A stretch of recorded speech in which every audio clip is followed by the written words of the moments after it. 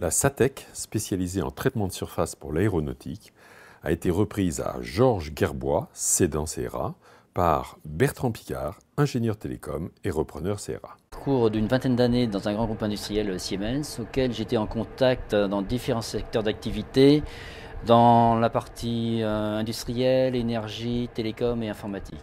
L'envie d'être un peu autonome, indépendant, qui est mon caractère de base. Et ensuite, pendant toute ma carrière professionnelle chez Siemens, d'avoir subi des contraintes économiques fortes, des fermetures d'établissements, et là, l'envie de me prouver de développer une entreprise.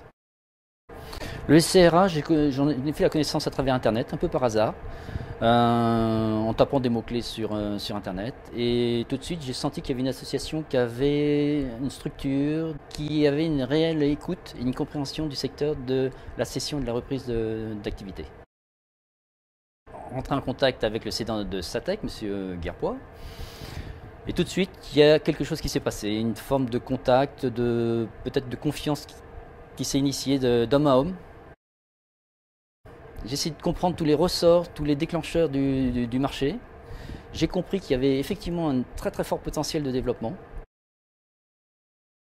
L'immobilier qui était inclus dans le prix de cession, plus tout le patrimoine de la société. Et en fait, le conseiller CRA m'a expliqué tout simplement, voilà, comment dissocier les différents sujets, comment à l'aide de la Sofired, de la BPI et des banques, on pouvait monter un dossier et comment c'était finançable. Et je me suis dit, ben, banco, allons-y. La FAS a été le premier déclencheur.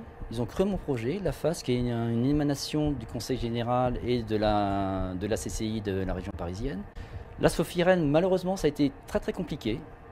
Organe étatique n'a pas voulu me suivre. C'était une très très grosse déception parce que j'avais bâti tout mon projet de reprise, notamment sur le soutien de la Sofired. Derrière, la BPI s'est posé quelques questions et est revenue sur sa position en se portant garant. Et ensuite, 5-6 banques se sont portées candidates pour le financement. Ça a été un parcours du combattant, des hauts, des bas. Et en finale, il a fallu que je me fasse aussi une idée du vrai prix de reprise. Je crois que c'est fondamental, lorsqu'on reprend une société, de connaître le vrai prix de auquel on croit. Et finalement, il y a eu une négociation finale avec le cédant, très rapide.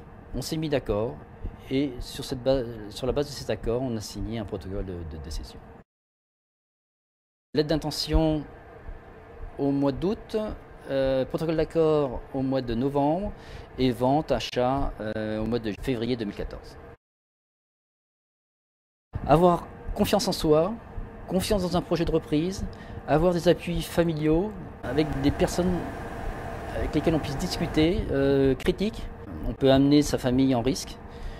Ça, c'est le premier conseil. Deuxième conseil, trouver des appuis très forts. J'en ai trouvé auprès du CRA, j'en ai trouvé auprès d'un expert comptable et d'un avocat.